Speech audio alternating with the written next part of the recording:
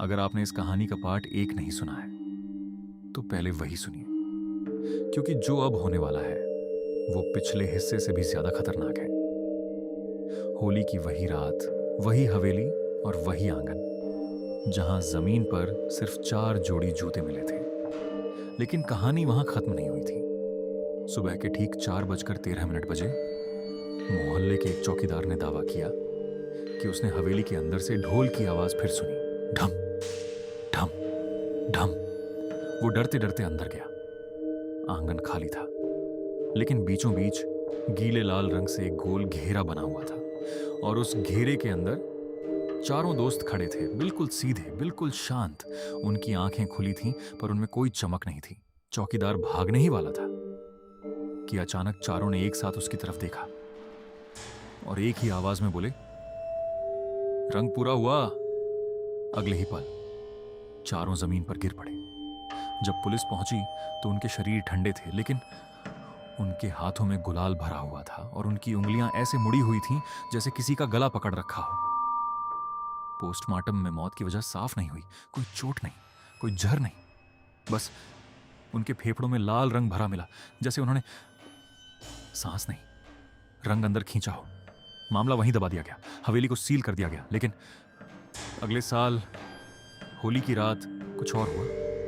इस बार पास के घर में रहने वाली 8 साल की बच्ची छत पर खेल रही थी। उसने नीचे सड़क पर देखा, एक औरत खड़ी थी सफेद साड़ी में, पूरा शरीर लाल रंग से भीगा हुआ। वह मुस्कुरा रही थी। बच्ची ने सोचा कोई आंटी होली खेल रही है। उसने ऊपर से गुलाल फेंका और नीचे से आवाज आई, एक रंग कम है। बच्ची हंसने लगी, लेकिन तभी उसकी मां ने पीछे से आवाज दी, किससे बात कर रही हो?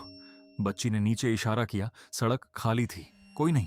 रात को उस बच्ची ने अपने कमरे की दीवार पर लाल हाथों के निशान देखे, छोटे छोटे, जैसे किसी ने अंदर से दीवार छुई हो। और फिर आधी रात को उसके कमरे से ढोल की धीमी आवाज आने लगी, ढम ढम ढम। मां बाप दौड़कर अंदर गए। कमरा खाली था, खिड़की बंद, दरवाजा अंदर से लॉक। लेकिन बिस्तर पर गीला लाल रंग फैला हुआ था और दीवार पर लिखा था, अब 5। अगली सुबह बच्ची गायब थी। उसके बिस्तर पर सिर्फ उसका छोटा सा गुलाबी जूता पड़ा था और उसी दिन हवेली की सील टूटी हुई मिली। आंगन में इस बार 5 जोड़ी जूते पड़े थे। लोगों ने उस दिन से होली की रात घर से निकलना बंद कर दिया। लेकिन सच अब भी जिंदा है, क्योंकि इस साल होली की रात, अगर आप ध्यान से सुनेंगे तो ढोल की आवाज आपके शहर में भी गूंजेगी, ढम ढम ढम। और अगर किसी अनजान नंबर से कॉल आए और दूसरी तरफ कोई धीरे से बोले होली है, तो फोन मत उठाना, क्योंकि इस बार शायद एक रंग कम आप हो। अगर आप ये कहानी सुन रहे हैं तो कमेंट में लिखिए, मैं सुरक्षित हूं। और अपने घर की लाइट्स एक बार चेक कर लीजिए, क्योंकि हो सकता है कोई आपको देख रहा हो। अगर आप अभी तक इस कहानी में डूबे हुए हैं तो प्लीज अपने भाई के चैनल को लाइक और सब्सक्राइब कर दीजिए। मैं आपके लिए ऐसी ही और भी खौफनाक, रोंगटे खड़े कर देने वाली डरावनी कहानियां लाता रहूंगा। आपका साथ ही मेरी हिम्मत है। अगली कहानी में फिर मिलेंगे।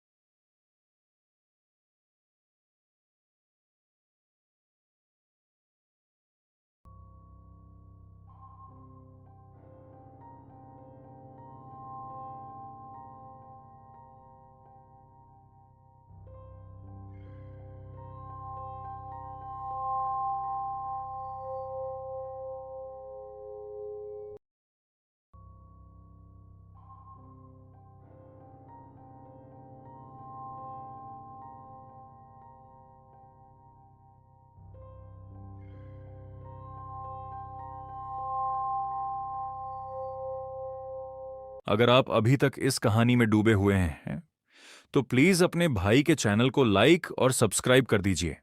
मैं आपके लिए ऐसी ही और भी खौफनाक, रोंगटे खड़े कर देने वाली डरावनी कहानियां लाता रहूंगा। आपका साथ ही मेरी हिम्मत है।